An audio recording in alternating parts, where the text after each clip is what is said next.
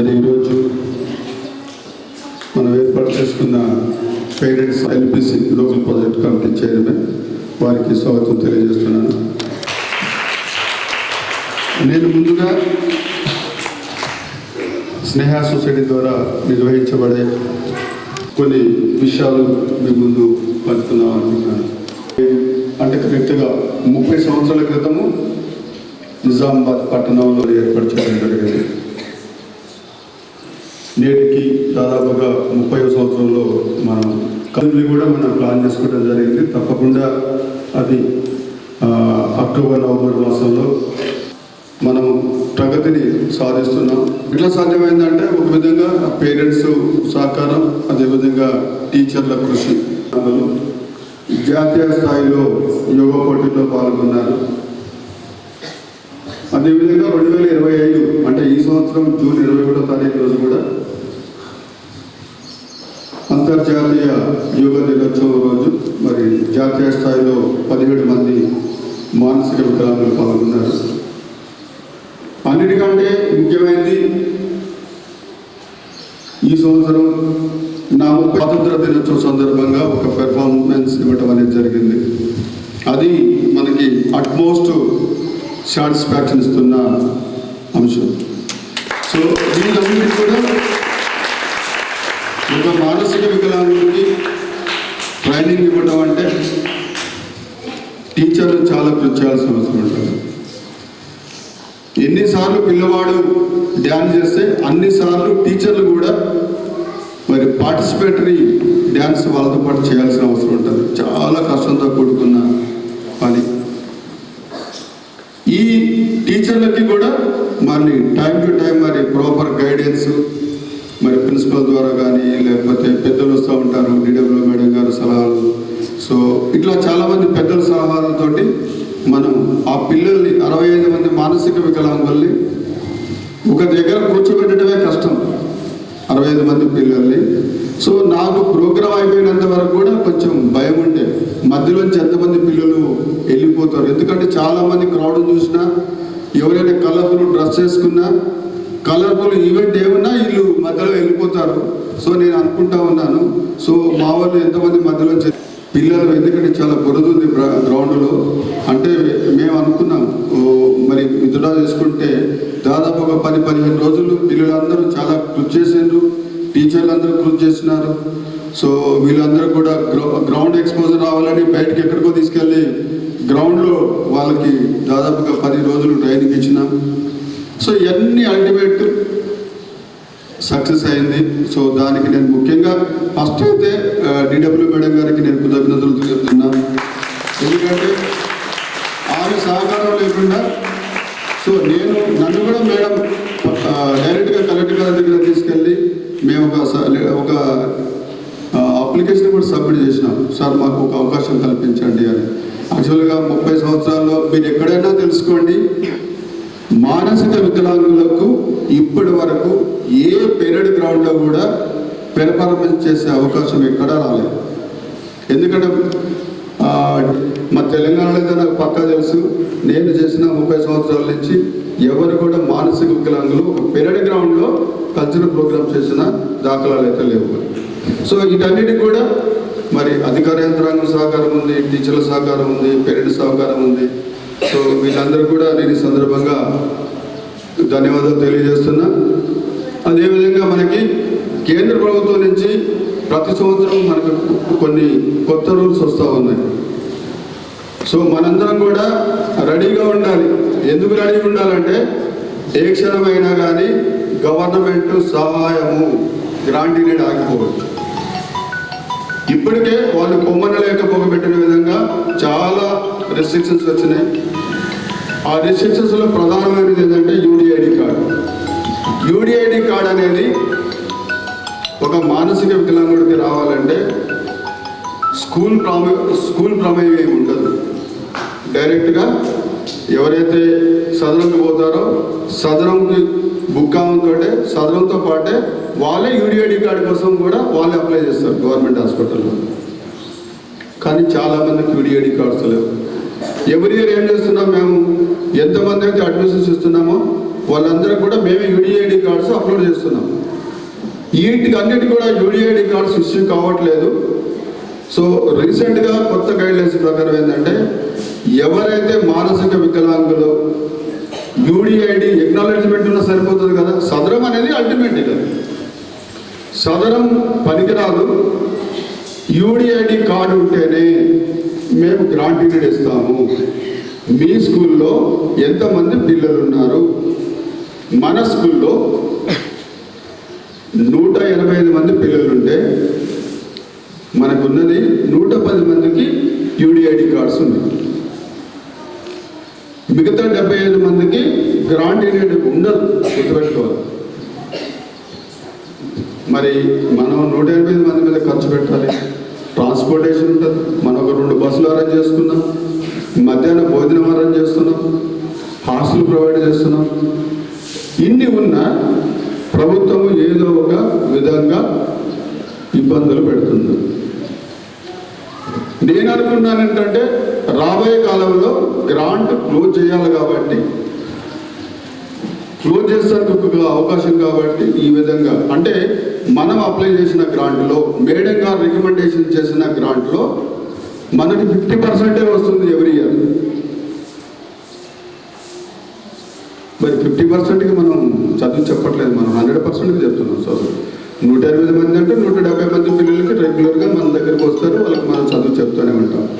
But ఇప్పుడేమంటున్నారంటే రాత్రి ఢిల్లీతో మాట్లాడిన విషయం, నేను మినిస్ట్రీ వాళ్ళతో మాట్లాడిన విషయం ఏంటిదంటే మీ దగ్గర 110 మెంబర్స్ ఉన్నారు యూడిఐడి కార్డ్స్ ఎలిజిబిలిటీ ఉన్న వాళ్ళు, ఆ 110 మందికి ఇస్తామంటున్నారు. ఇది ఒక అంశం. 110 మంది పిల్లలకు వస్తుంది గ్రాంటు. ఎవరికైతే సిఆర్ఆర్ యాక్టివ్ ఉంటేనే గ్రాంటెడ్ వస్తుంది. లాస్ట్ ఇయర్ అప్లై చేసిన వాళ్ళకి సిఆర్ఆర్ మనం ఎక్కడి నుంచి ఇస్తాం, ఇప్పుడు ఏమంటే ఇస్తామా? లాస్ట్ ఇయర్ ఆగస్టులో మేడం గారికి మనం ఫైల్ సబ్మిట్ చేసినాం.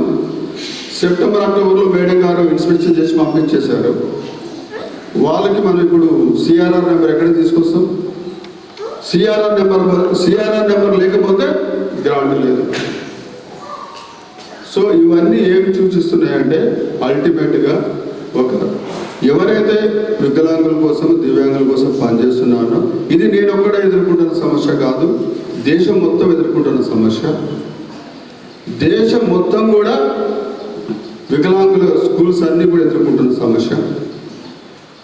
దేశం మొత్తం మీద డెఫిషియన్సీ డాక్యుమెంట్స్ పెట్టండి అని అడిగింది వాళ్ళు. అంటే పోయిన సంవత్సరం మీరు సబ్మిట్ చేసిన దాంట్లో కొంతమందికి సిఆర్ఆర్ నెంబర్స్ లేవు. పోయిన సంవత్సరం సబ్మిట్ చేసిన స్టాఫ్కి ఇప్పుడు ఎక్కడి నుంచి వస్తుంది సిఆర్ఆర్ నెంబర్? వాళ్ళకి జీతాలు ఇచ్చేసినాం, కొంతమంది ఉన్నారు, కొంతమంది డ్రాప్ అయిపోయారు. వాళ్ళకి సిఆర్ఆర్ నెంబర్ ఇస్తే మేము వాళ్ళకి సాలరీస్ రిలీజ్ చేస్తాం, లేకపోతే సాలరీస్ లేవు. ఈ విధంగా మనం అన్ని క్యాలిక్యులేట్ చేసుకుంటే మేడం రికమెండ్ చేస్తారు, ఒక అమౌంట్ రికమెండ్ చేస్తారు. మేడం కలెక్టర్ గారు ఒక కమిటీ ఏర్పాటు చేస్తారు. కమిటీ నుంచి మన దగ్గరికి ఒక 3 కమిటీ సభ్యులు, 2 కమిటీ సభ్యులు వస్తారు. అందులో మేడం గారు ఉంటారు, ఇంకొక ఆర్డీఓ ర్యాంక్ ఆఫీసర్ ఉంటారు. వాళ్ళు తరువుగా చెకప్ చేసిన తర్వాత ఇక్కడి నుంచి ఒక రికమెండేషన్ పంపిస్తారు. దాన్ని కలెక్టర్ గారు ఎండోర్స్ చేస్తారు, కలెక్టర్ గారు సంతకం పెడతారు. ఒక ఐఏఎస్ ఆఫీసర్ సంతకం పెట్టిన ఇన్స్పెక్షన్ రిపోర్ట్ కూడా విలువ లేకుండా కేంద్ర ప్రభుత్వంలో గ్రాంట్స్ రిలీజ్ అవుతున్నాయి. నేను పోయిన సంవత్సరం కాదు, ఈ సంవత్సరంలోనే జనవరిలో కేంద్ర మంత్రిని కలిసినాం, కేంద్ర ప్రిన్సిపల్ సెక్రటరీ గారిని కలిసినాం, కేంద్ర జాయింట్ సెక్రటరీని కలిసినాం. ఎవరైతే ఈ గ్రాంట్స్ చూస్తారో వాళ్ళందరికీ మా సమస్యలన్నీ వివరంగా చెప్పిన తర్వాత మళ్ళీ అదే పరిస్థితి ఉంది ఇప్పుడు కూడా. అంటే మనకి నిజామాబాద్ లాంటి ప్రదేశంలో సిఆర్ఆర్ నెంబర్స్ ఉన్న స్పెషల్ ఎడ్యుకేటర్స్ దొరకడం చాలా కష్టం. ఎగ్జాంపుల్ జ్యోతి 1995లో ఆమె స్పెషల్ ఎడ్యుకేషన్ మెంటల్ రిటార్డేషన్ చేసింది. ఆమె కూడా మరి ఆమె 29 సంవత్సరాల నుంచి పనిచేస్తుంది. ఆమెకు సిఆర్ఆర్ నెంబర్ ఎవరు అడగలేదు, మేము తీసుకోలేదు కూడా. పని చేసుకుంటున్నాము, చదువుకున్నాము, అవగాహన ఉంది కాబట్టి పని చేస్తున్నాము. ఇప్పుడు ఆమెకు సిఆర్ఆర్ నెంబర్ ఏమంటున్నారు?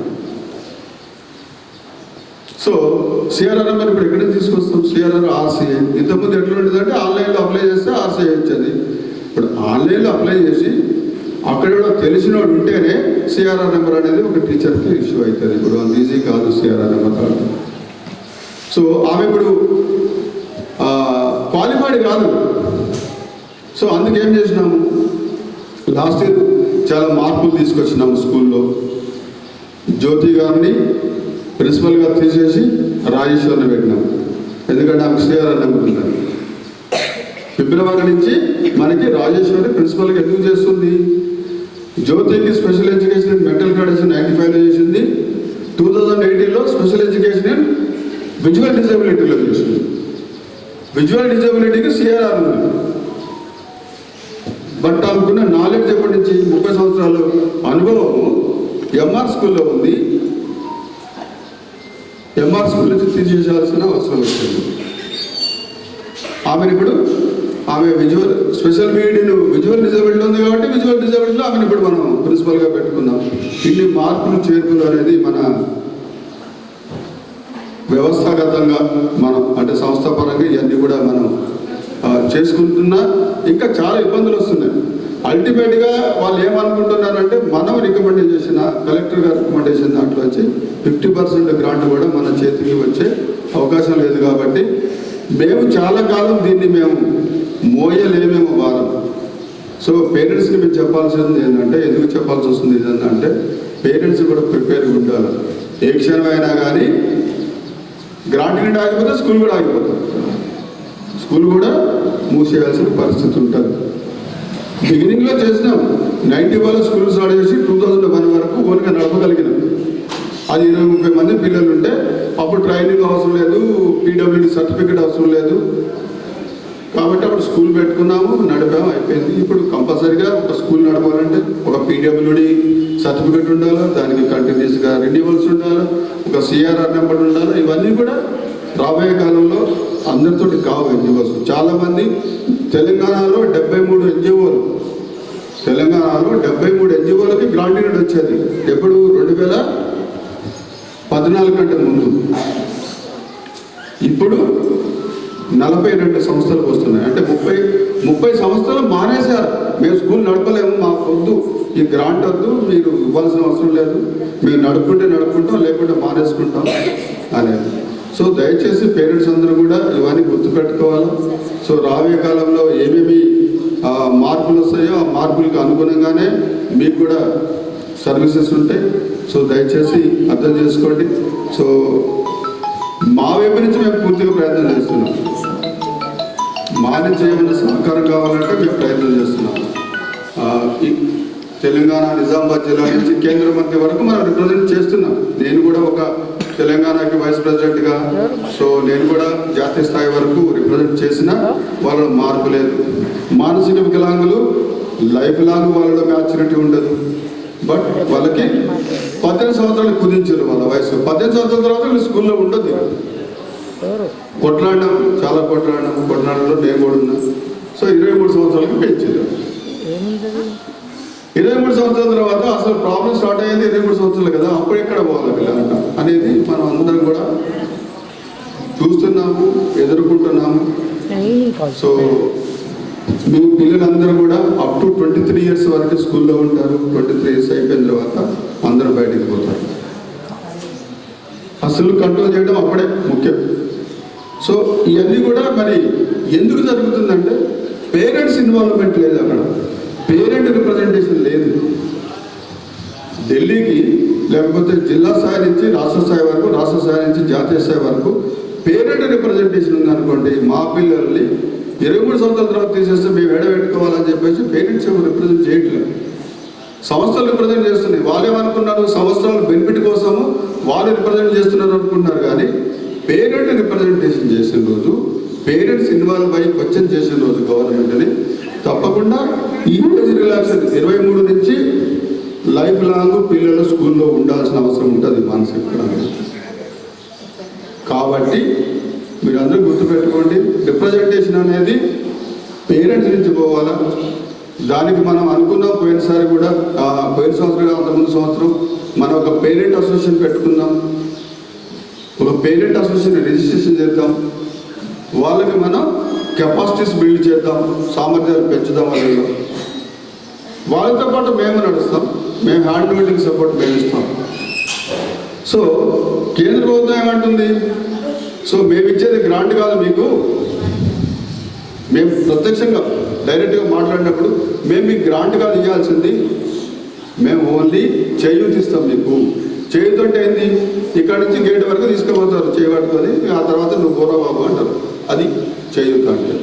మేము తర్వాత అయినా కానీ క్లోజ్ చేస్తాము, మీరు రెడీగా ఉండండి అని. తర్వాత ఇంకేమడుగుతున్నారు, కేంద్ర ప్రభుత్వం ఇస్తుంది కదా, మీ రాష్ట్ర ప్రభుత్వం కాంట్రిబ్యూషన్ ఎక్కడుంది మీకు, ఎందుకు ఇవ్వట్లేదు మీ రాష్ట్ర ప్రభుత్వము? పెన్షన్స్ 4,000 ఇస్తున్నారు కదా, ఆ 4,000తో పిల్లల్ని చదివించుకోండి అంటున్నారు.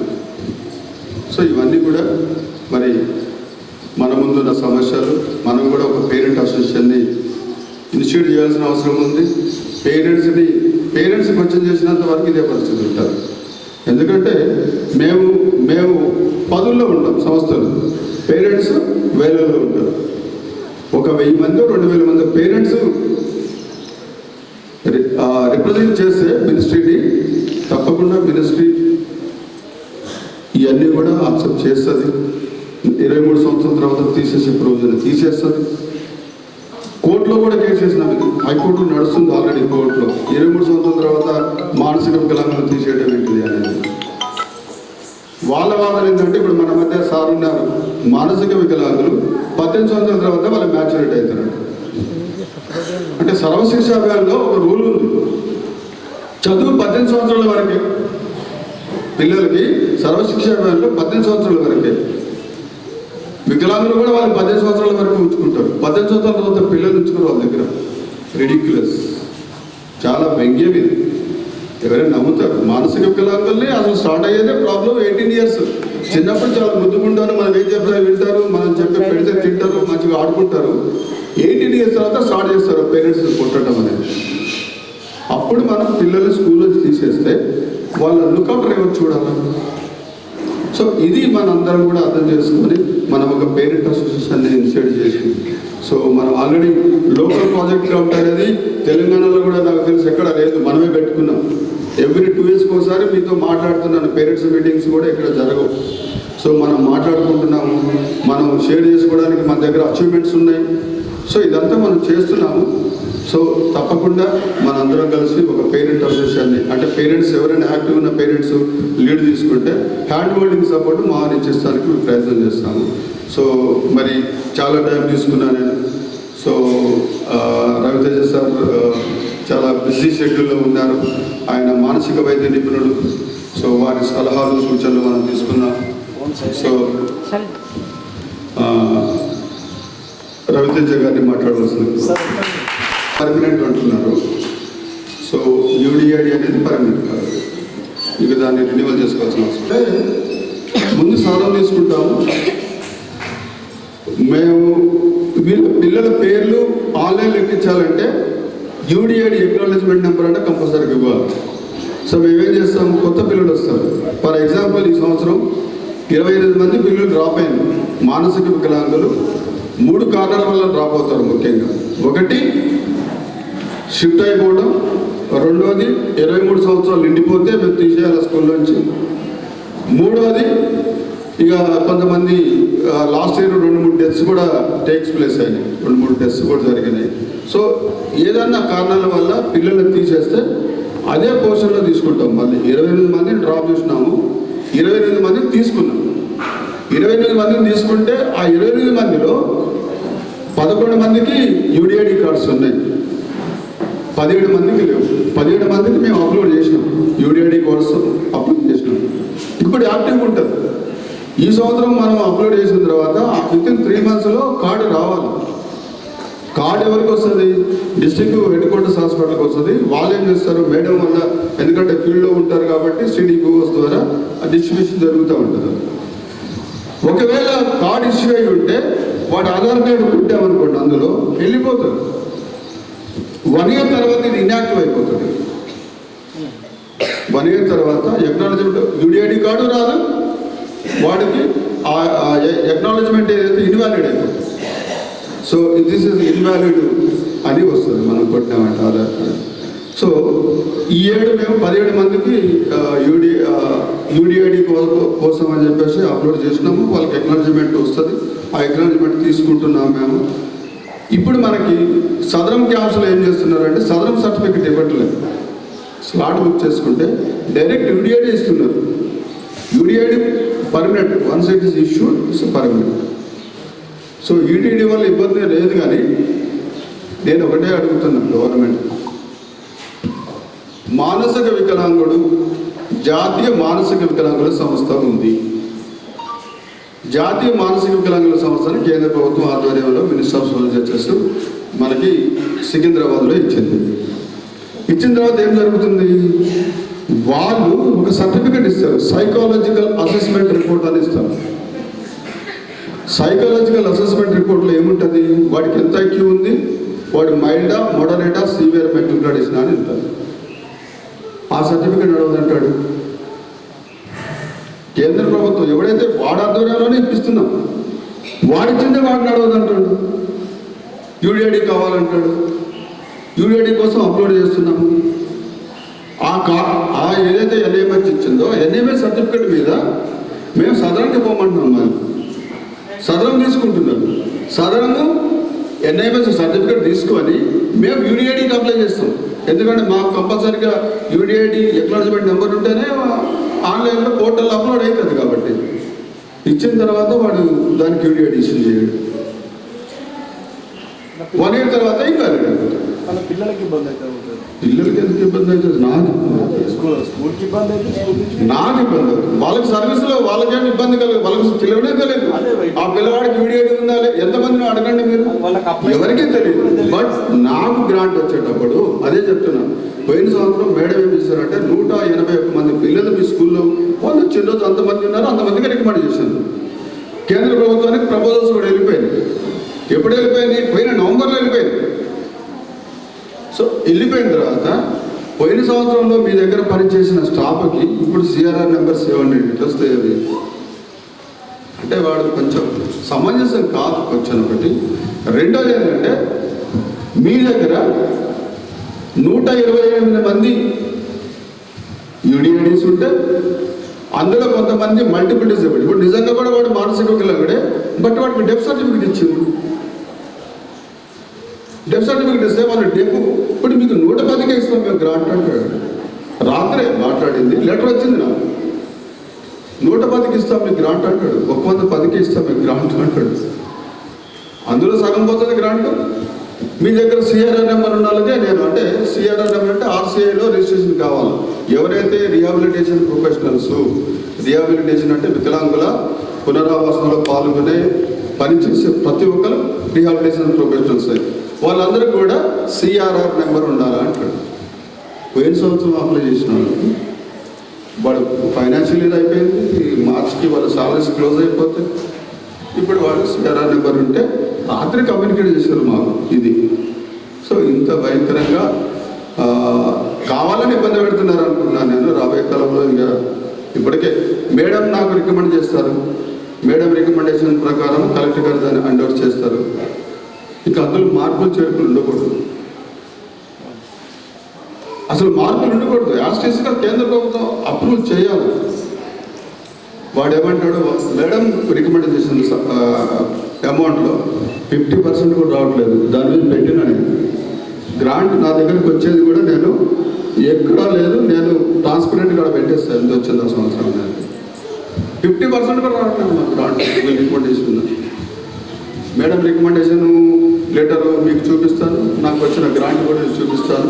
అసలు పక్కన రాయాలి, రికమెండెడ్ బై డిస్ట్రిక్ట్ అడ్మినిస్ట్రేషన్ అనేది రాయాలా, రిసీవ్డ్ ఫ్రమ్ ద మినిస్ట్రీ అని రాయాలా. అది రాయలేదు నేను, నాకు received from the ministry రాసినాను.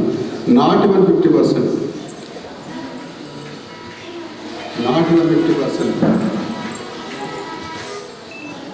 So ఇది అంటే మామూలుగా కూడా యూడిఐడి అనేది ఒకసారి వచ్చిందంటే పర్మనెంట్, ఇంకా దాన్ని మార్పులు చేర్పులు ఉండవు, దాని గురించి అవసరం లేదు. కానీ ఆ యూడిఐడి రావడానికి ఇబ్బందులు ఉన్నాయి. బట్ ఏంటంటే చదువుకునే పిల్లలకి యూనిసెఫ్ ఏం చెప్తుందంటే, యూనిసెఫ్ ఈ మధ్య ఒక రిపోర్టు రిలీజ్ చేసింది. ఏం రిలీజ్ చేసిందంటే 7 years బిలో ఉన్న పిల్లల్లో 95% మంది వికలాంగులు, 95% మంది వికలాంగులు నెవర్ ఎన్రోల్డ్. ఈ యూడిఐడీలు, ఆర్ఈడీలు, ఈఐడీలు పిల్లవాడికి సర్టిఫికెట్ పెట్టిన తర్వాత కూడా పిల్లవాడికి ఎన్ఐఎంహెచ్ సర్టిఫికెట్ ఇచ్చిన తర్వాత అది నడవదంట. ఇవన్నీ కూడా ఇంకా రూల్స్ని ఎంత ఈజీ చేయాల్సింది అంత స్ట్రింజెంట్ చేస్తున్నారు. ప్రాబ్లమ్స్ మోర్ అంటే పిల్లల్లో నేను అదే అంటున్నా. ఇప్పుడు ఇందులో ఎంతమందిని, ఇప్పుడు 110 మందిని అంటే నేను ఈ 71 మంది నేను తీసాను. 181 మందికి రికమెండ్ చేసిండు పోయినసారి. 181 మందికి మేడం గారు రికమెండ్ చేశారు. మేము 110కి ఇస్తాం గ్రాంట్, మీకు ఎలిజిబుల్ ఫర్ 110 అంటున్నారు. ఈ 71 మందిని తీసేయాలి ఇప్పుడు, అంతే కదా యాక్చువల్గా. కానీ ఇది పోయిన సంవత్సరం కదా, 24-25 అయిపోయి 25 బడ్జెట్ గురించి ఇప్పుడు మాట్లాడతాడు. అట్లా ఉంది. సో వికలాంగులు ఎప్పుడైతే పేరెంట్స్ రోడ్డు మీదకి రారో అప్పటి వరకు మార్పు రాదు. జూన్ 18వ తారీఖు రోజు కేంద్ర మంత్రిని కలిసి సార్ మీరు మాకు బీజేపీ గవర్నమెంట్ వచ్చింది 2000 కష్టపడి ఇక్కడ ఈ స్థాయి దాకా 18 years వరకు తీసుకొచ్చి 18 నుంచి కొంచెం పొడిగించాం. 23 years వచ్చింది. 23 yearsకి వచ్చింది. అసలు 23 years అప్పుడే స్టార్ట్ అవుతాయి ప్రాబ్లమ్ స్టార్ట్ అయ్యేది అప్పుడే. వారికి కొద్దిగా తెలియాలి అంటే కూడా ఎట్లా పాసిబుల్ అవుతుంది? పాసిబుల్ కాదు. గవర్నమెంట్ అర్థం చేసుకోవట్లేదు. ఎవరో ఏసీ రూమ్లో కూర్చొని ప్రాథమిక విద్య 18 సంవత్సరాల వరకు, 18 సంవత్సరాలు వెళ్ళిన తర్వాత వాళ్ళు మేజర్స్ వదిలేయండి. ఎవడో తలతిక్కోడు రాసిండు, ఇది ఫాలో అవుతున్నారు. ఒక్కడికైనా తలతిక్క లేకపోతే ఎవడన్నా అర్థం చేసుకుంటున్నాడు. వీళ్ళందరూ అయ్యేసలే కదా. మానసిక వికలాంగుడు వాడి ఇంట్లో ఉంటే తెలుస్తుంది. డెఫ్ ఉంటే ఏం కాదు, బ్లైండ్ ఉంటే ఇంకేం కాదు. వాడు ఎట్లా గవర్నమెంట్ ఉద్యోగం ఎట్లా వస్తుంది 10 పాస్ అయితే. ఆర్థోపెడికల్ అంటే కూడా ఏం కాదు. మానసిక వికలాంగుడు ఇప్పుడు ఒకే ఒక మొన్నటి వరకు మనకి చంద్రచూడ్ గారు చీఫ్ జస్టిస్ ఆఫ్ సుప్రీంకోర్టు ఉన్నప్పుడు చాలా అంశాలు ఆయన లేవనెత్తాడు వికలాంగులకు సంబంధించి. గవర్నమెంట్ స్పందన లేదు. Chief justice of the supreme court ఆయన 2 పిల్లల్ని అడాప్ట్ చేసుకున్నాడు. 2 కూడా డిజేబుల్డ్ పిల్లలు. వాళ్ళు డిజేబుల్డ్ పిల్లలు 2 అడాప్ట్ చేసుకున్నాడు. ఆయన 2 పిల్లలు డిజేబుల్డ్. ఒకరోజు సుప్రీంకోర్టుకి తీసుకొచ్చాడు. వాళ్ళని ఆఫీస్ చూపిస్తానని. ఆయన చాలా సజెషన్స్ ఇచ్చాడు గవర్నమెంట్. కొంగలో దొరికి ఏం ఇంప్లిమెంటేషన్ కాదు. మంచి ఏడా అనుకున్నాం చంద్రచూడ్ గారు. ఎందుకంటే వికలాంగుల బాధలు తెలుసు, వికలాంగుల పిల్లలు ఆయన చెప్తే ఉంది. ఈ 31 మంది ఎందుకు పోయినరు? ఇదే గ్రాంటు సగం అయ్యటం, వచ్చి లేనిపోని కండిషన్స్ పెట్టి ఇబ్బంది పెట్టడం మానసిక క్షోభ కదా. పోయిన సంవత్సరం గడిచిపోయిన కాలానికి సిఆర్ఆర్ నెంబర్ ఎట్లా ఇస్తారు? ఇప్పుడు పోయినసారి మా దగ్గరికి రాకపోతే మేము ఏం చేసినాము, పిల్లలకి యూడిఐడి కోసం అప్లై చేసినాము. కొంతమందికి వచ్చింది అనుకో, ఎప్పుడు వస్తుంది? 6 నెలల తర్వాత వస్తుంది. లేదు నువ్వు అప్లై చేసే ముందు యూడిఐడి ఉంటేనే ఎలిజిబుల్ అంట. అది గవర్నమెంట్ బాధ్యత, ఎన్జిఓ బాధ్యత కాదు. మాది అప్లోడ్ కావాలి కాబట్టి మేము చేస్తున్నాము. ఒక్కొక్క పిల్లవాడికి ఒక అప్లోడ్ చేయడానికి బయట పోతే మరి కొంచెం ఎక్స్పెండిచర్ కూడుతుంది. అయినా కానీ మేము ఫ్రీగానే చేస్తున్నాం, కానీ మళ్ళీ ఇబ్బందులు అవుతున్నాయి. సో ఇదంతా కూడా వేచి చూడటమే. సో ఇంకా మనకి ఇంకా మంచి కలెక్టర్లు ఉన్నారు, మంచి డిడబ్ల్యూ మేడం ఉన్నారు. సో ఈ పిల్లలకి అవకాశాలు ఇస్తున్నారు. మరి 30 సంవత్సరాల చరిత్రలో ఫస్ట్ సారి అవకాశం ఇచ్చింది. సో మేమైతే అనుకుంటున్నాము మా పనిలో మాకు సాటిస్ఫాక్షన్ ఉంది. బట్ గవర్నమెంట్ నుంచి అంతకంటే ఎక్కువగా ఒత్తిడి కూడా ఉంది. మేము అది పెట్టండి, ఇది పెట్టండి. పిల్లల పెర్ఫార్మెన్స్ చూడండి, లేకపోతే పిల్లల అభివృద్ధి చూడండి, ఇవి చూడండి, కానీ ఏమీ లేదు. అదే ఉంటారు మా ఎన్జిఓస్లో కూడా ఎక్కడెక్కడ బ్లాక్ చిప్స్ ఉండొచ్చు, లేకపోతే కాదు అని. బట్ జరుగుతున్నాయి, ఇబ్బందులు అయితే జరుగుతున్నాయి. Okay, thank you. రవితేజ గారికి మాట్లాడాల్సింది కోరుతున్నాను. సిద్ధయ్య గారికి, principal madam and Sneha society సిబ్బంది, అండ్ మన ఇంపార్టెంట్ మెసేజెస్ని అందరికీ అందించే మన మీడియా మిత్రులు అందరికీ ఇక్కడికి వచ్చినందుకు ధన్యవాదాలు. Good morning. అలసిపోయారా అప్పుడే? Hi, hello. ఓకే, సిద్ధయ్య గారు మాట్లాడుతుంటే చాలా బాధగా అనిపించింది. ఎందుకంటే ఒక సొసైటీ నడపడం చాలా పెద్ద పని, అందరికీ తెలిసిందే. అది కూడా ఒక డిసేబుల్డ్ పీపుల్ కోసం నడపడానికి అది పోరాటం చాలా కష్టమైన పోరాటం, మీ అందరికీ బాగా తెలుస్తుంది. కానీ అది కూడా నాకు అంత, ఆయన కష్టంలో నాకు అది ఎక్కువ తెలియలేదు. అది ఒంటరి పోరాటం అవ్వడం అనేది ఇంకా ఎక్కువ బాధ కలిగించి, ఎన్నేళ్ళు కృషిని ఎప్పుడు ఏమవుతుందో అని చెప్తుంటే అది మనం అందరం చేయి ఇస్తేనే మనం దాన్ని నెక్స్ట్ ఆగకుండాను నెక్స్ట్ లెవెల్కి తీసుకెళ్ళగలుగుతాం. ఇది జరగాలంటే ఫస్ట్ మనకి పేరెంట్స్కిను వీళ్ళ కేర్ గివర్స్కి క్లారిటీ ఉండాలి. అసలు ఈ ప్రాబ్లం అంటే ఏంటి, ఈ వైకల్యం అంటే ఏంటి అని. ఫర్ ఎగ్జాంపుల్, ఈ ప్రోగ్రామ్ స్టార్ట్ అవ్వగానే శకుంతల అద్భుతమైన పాటతో ప్రోగ్రామ్ని స్టార్ట్ చేశారు. శకుంతల వాయిస్ కంపేర్ చేస్తే నా వాయిస్ పాడితే మీరు అందరూ పారిపోతారు. సో నాకు కూడా మీరు స్వర వైకల్యం అనొచ్చు, గాన వైకల్యం అనొచ్చు.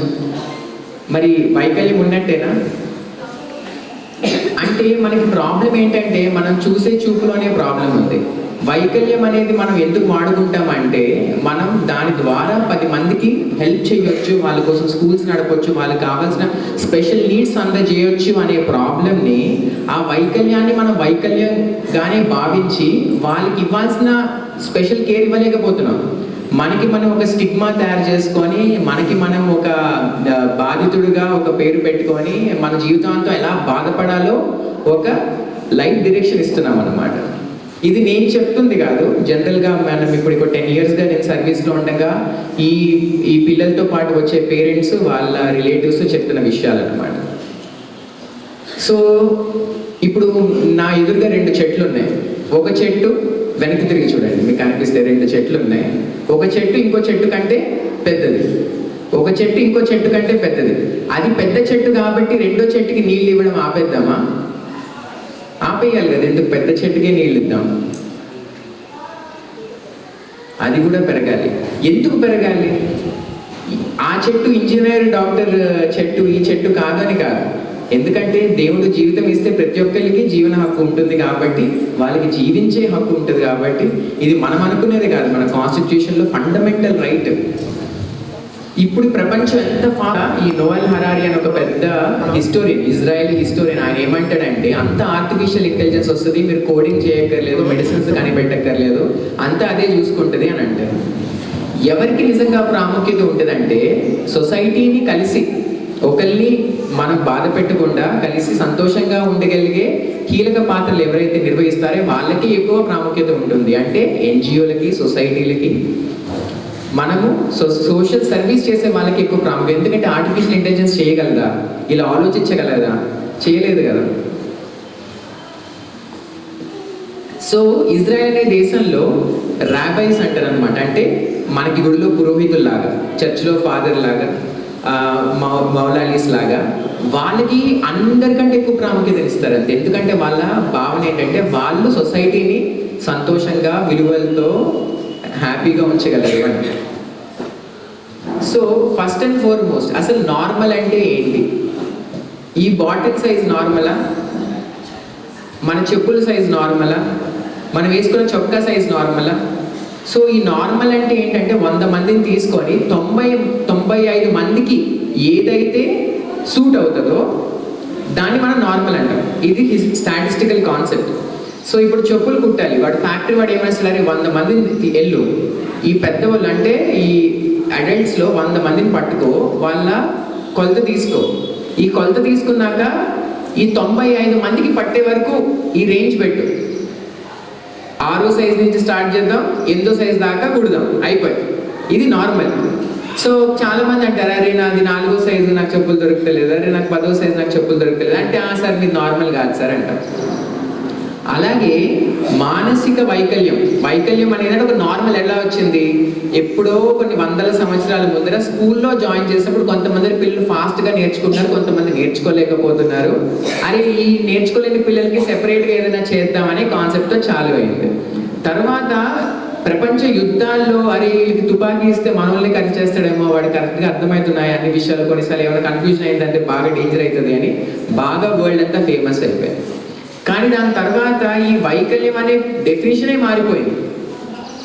ఒక గ్రేట్ సింగర్ని తీసుకుంటే వాడికి అంకెలు కూడా వేయడం రాకపోవచ్చు, అరే మరి వాడిని వైకల్యం అని చెప్పి వేరే స్కూల్కి పంపిద్దామా?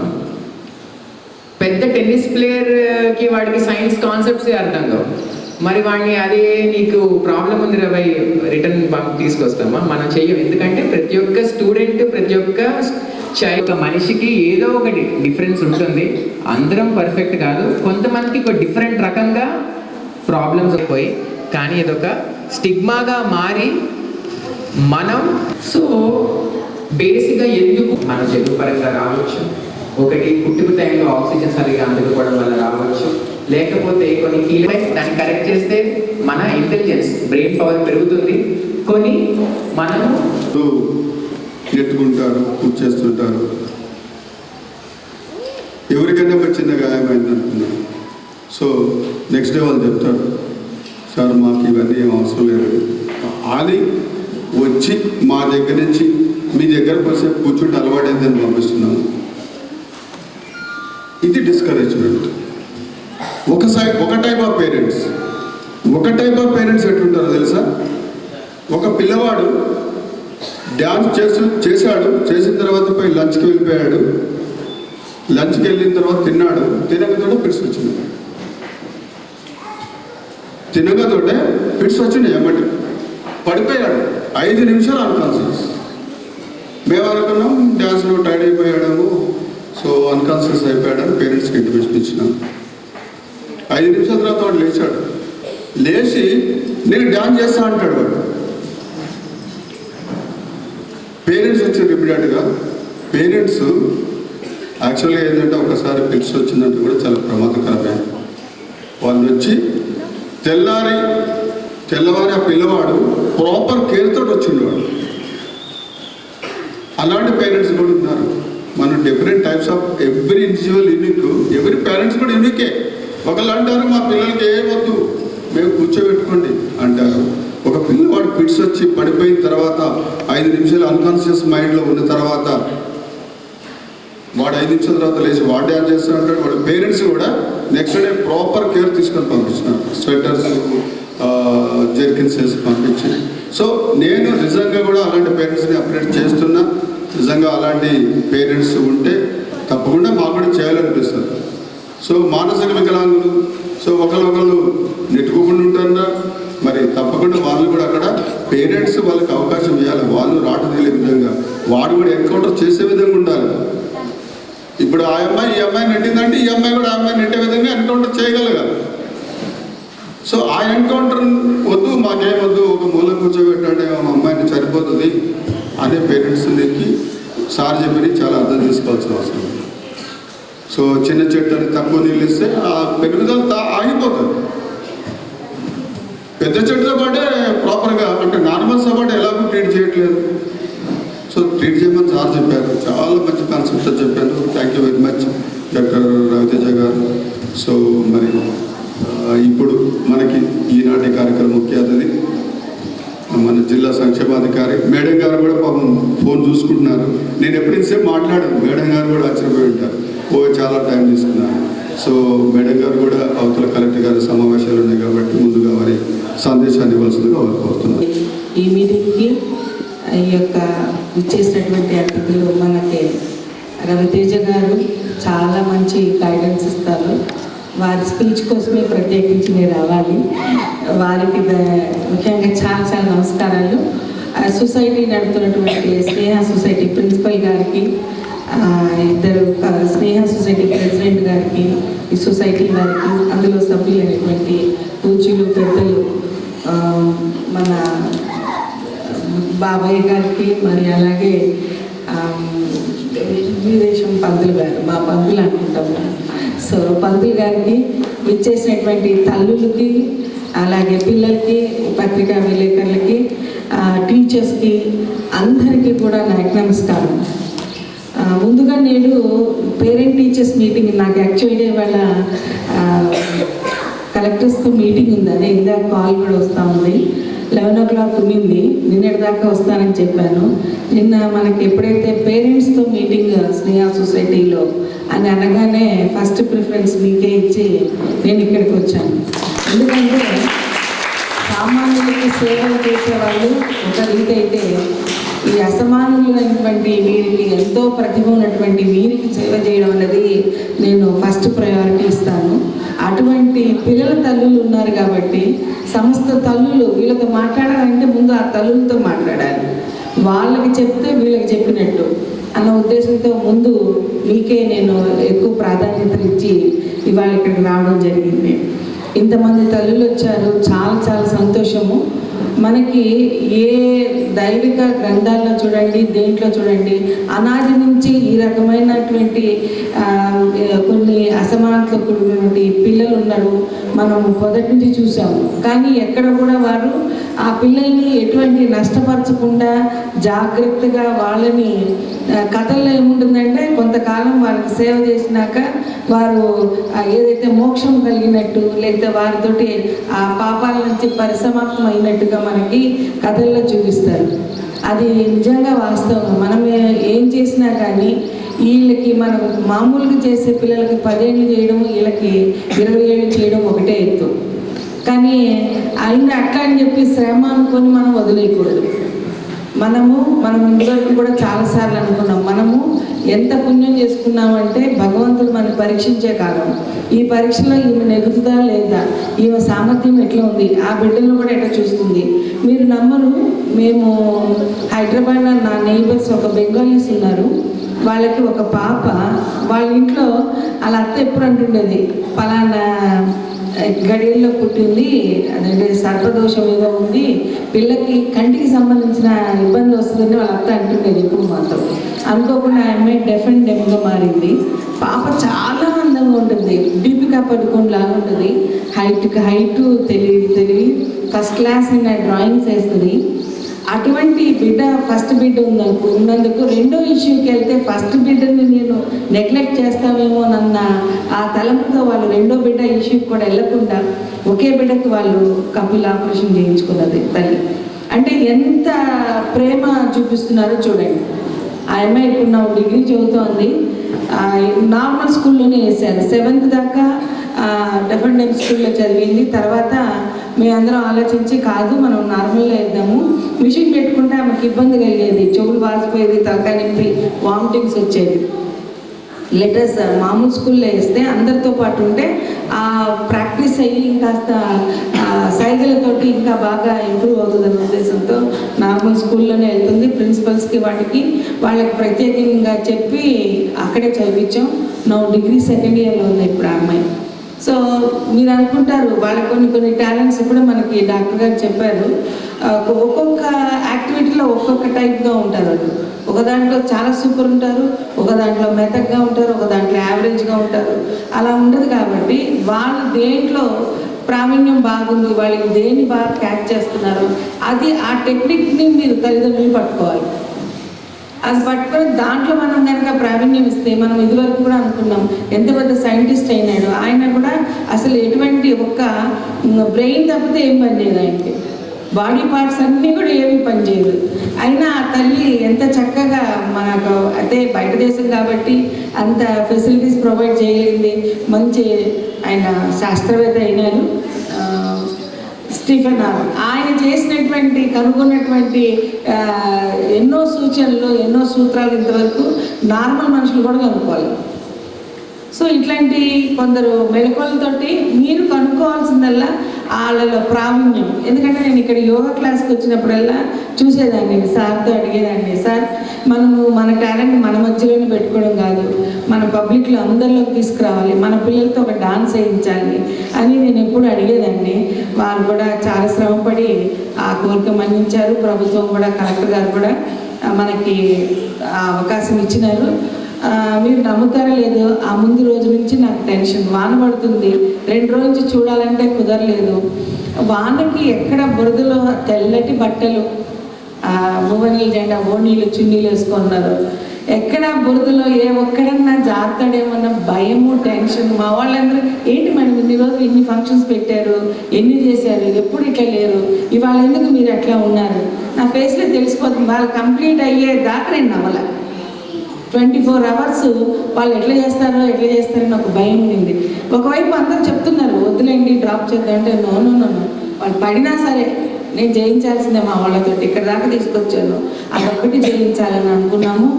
Really hats off to all the children. మరోసారి పిల్లలకి అందరికీ మరోమారి ధన్యవాదాలు మా మాట మించినందుకు. మన సొసైటీ యొక్క మర్యాదను మీరు కాపాడినందుకు మీకు అందరికీ ధన్యవాదాలు. తల్లిదండ్రులకు అందరికీ ఎంత చక్కగా తయారు చేసుకొని తీసుకొచ్చారు. ఆ చక్కటి వైట్ డ్రెస్ ఎవరు వేసుకురాల, కామన్ పిల్లలు ఎవరు కూడా అంత చక్కగా లేరు ఆ రోజున, అంత చక్కటి ప్రావీణ్యం చూపించారు. నేను అదే అంటాను, ప్రతిసారి ఏదన్నా టాలెంట్ ఏ ఒక్కళ్ళలో ఉన్నా దాన్ని ముందుకు తీసుకొని వెళ్ళాలి. మీరు తల్లులు గమనించాలి. మీ పిల్లలు మనం ఇందాక అనుకున్నాను, ఏదో వాడిని ఒక 24 hours 8 hours ఒక బడిలోనే అక్కడ పంపించేసి నా పని నేను చేసుకోవాలి, నేను ఫ్రీగా ఉండాలి అని అనుకోవద్దు. పిల్లల కోసము తల్లిదండ్రులు చేస్తున్న ఉద్యోగాలు మాని వాళ్ళకి ఎక్కడ ఏ ప్రాబ్లం, ఇప్పుడు డాన్స్లో ట్రూప్లో చూస్తుంటారు టీవీలో, వాళ్ళ కోసము వాళ్ళ వృత్తిని మానుకొని వచ్చి వేరే సిటీస్లో ఉంటున్నారు.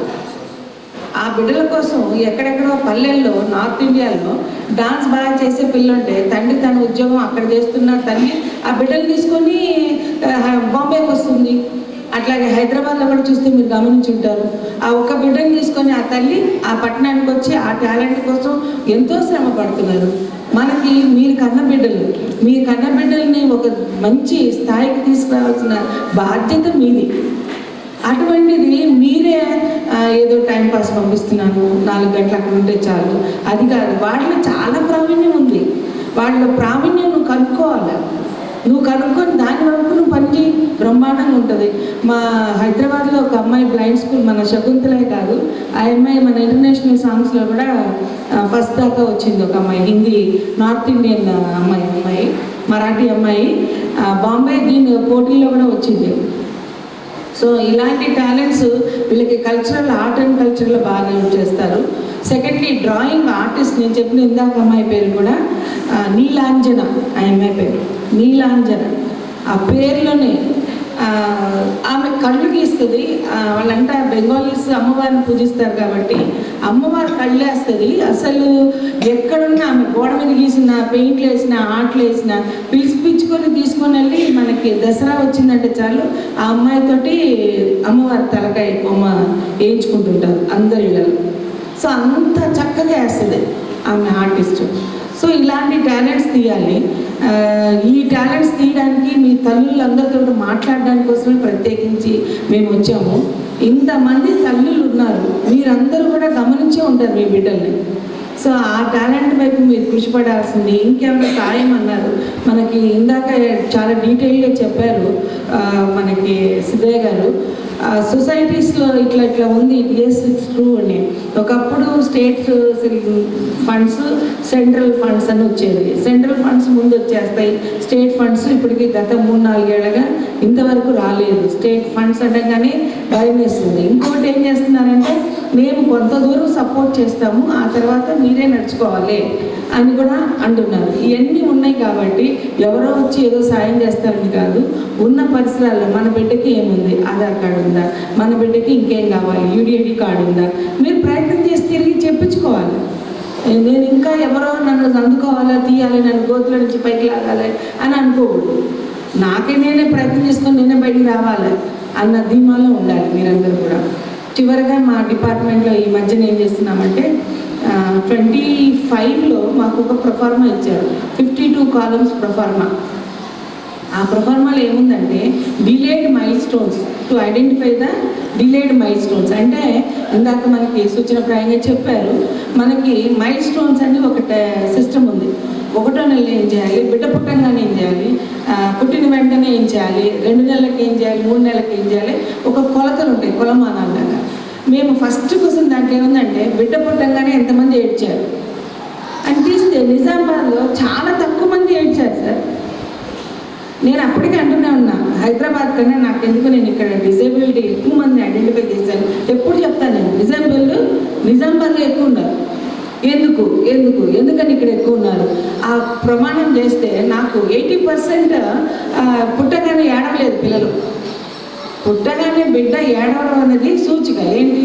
బయట ఆక్సిజన్, బయట ప్రపంచంలో పుట్టగానే మన గాలిలో ఉండే ఆక్సిజన్ తీసుకునేటప్పుడు ఆ పొర సౌండ్ లాగా వచ్చి వాడు ఏడవాలి, క్యాక్ అయ్యాలి. ఏడవలేదు అంటే అక్కడ బ్లాక్ వచ్చేస్తుంది బ్రెయిన్లో. గాలి బబుల్స్ రావడం, బ్లాక్స్ రావడం, ఆ బ్లాక్స్ వల్ల వాడి జీవితాంతం ఏదో కొంత లోపం ఉంటుంది. డల్గా ఉండడం, నమ్నెస్గా ఉండడం, వెంటనే ట్యూబ్లైట్ అంటారు చూడండి కొంతమంది. లైట్లు బల్బులు కనుక అయితే ఏగానే వెళ్తుంది, ట్యూబ్లైట్ అనేది కొంచెం కొట్టుకొని మరి వెళ్తుంది, అలా అంటారు. అట్లా వాళ్ళకి ఆ స్టిమ్యులేషన్ కలిగితే కానీ ఏదో కొంచెం ఊపి చెప్పి సైలెంట్గా పక్కన ఎవరైనా చెప్తే దెబ్బడి అప్పుడు ఆన్సర్ చేస్తాడు పిల్లడు. అలాగవుతుంది అనమాట. అట్లాగా వెంటనే ఏడవకపోతే వచ్చే నష్టం అది. మీరు అనుకుంటారు పుట్టాడు కదా అని. అందుకే చూస్తారు మీరు కొన్ని వీడియోస్ చూసారో లేదో, ఆ ఏడవడానికి ఆ డాక్టర్స్ ఇంతనే ఇమీడియట్గా పీడియాట్రిషియన్స్ 2 కాళ్ళు పట్టుకొని పైకెత్తి నడుము మీద భుజం మీద బాగా తప్పతపాయిస్తారు, కొడతారు. ఎందుకు? అట్లీస్ట్ ఆ రిలాక్సేషన్, ఆ గ్యాప్, ఆ గాలి పోయి వాడు ఏడుస్తాడనమాట. ఇట్లాగా పుట్టగానే ఏడకపోతే అది నష్టమే. నెల రోజులు బిడ్డ మెడ తిప్పలేడు, కళ్ళు తిప్పలేడు. కనీసం కనుగుడ్లు మేము ఏం చెప్తాము, అగ్గిపెట్టి ఉంటుంది కదా, పుల్లలు పెట్టే అగ్గిపిల్లలు ఉండే అగ్గిపెట్టింది కనుక చెవుగాడ పెట్టి ఇట్లా సౌండ్ చేయాలి. రాళ్ళు కూడా వేయకూడదు దాంట్లో, ఓన్లీ పుల్లలే, సగం పుల్లలు ఉండాలి, చెవుగాడ ఊపాలి. మాకు వచ్చిన మా ట్రైనింగ్స్లో మాకు నేర్పిస్తారు మా టీచర్లు కదండి. ఊపినప్పుడు ఆ కనుగుడ్డు బ్లాక్ అయ్యి అటు ఇటు తిప్పాలి బిడ్డ. పిల్లలు మీరు చూడండి, ఉయ్యాల్లో ఉన్నా కానీ గడియారం ఊగుతుంటే, ఇప్పుడు గడియారం సౌండ్ వచ్చేయాలని గోడ గడియారం సౌండ్ వస్తే గడియారం సౌండ్ కూడా ఆ బిడ్డ ఇటు నిద్రపోయి లేస్తాడు, ఉలిక్కిపడి లేస్తాడు. సో పిడికిలు ఓపెన్ చేసి ఏడుస్తాడు. ఇలాంటివన్నీ కూడా మాకు ఉన్నాయి. 3వ నెలకు వచ్చేసరికి వాడు మెడ తిప్పడం, 4వ ఇంట్లో వాళ్ళని గుర్తించడం, నవ్వడం, ఫేస్లో నవ్వాలి, వాడి ముఖ వెలికలలో ఐడెంటిఫై చేయాలి ఆ తల్లిని. అలాగే 4వ నెల కట్ట కూర్చోవడం, 5-6 నెలలకి బోళ్ళ పడడం, ముందుకు వెనక్కు ఎటో ఒక సైడ్ వాడికి మూమెంట్ ఉండాలి. ఆ తర్వాత 9 నెలలకి నిల్చోవడం, 10వ నెల 11వ నెలకు వచ్చేసరికి నడవగలగడం. ఇది మా మైల్ స్టోన్స్. ఇటువంటి మైల్ స్టోన్స్లోనే గమనించకపోతే ఆమె అసలు ఏది నా పురుషుడు. నేను ఒక పాపను మొన్న రాంపూర్లో చూశాను. She is almost 4.5 years.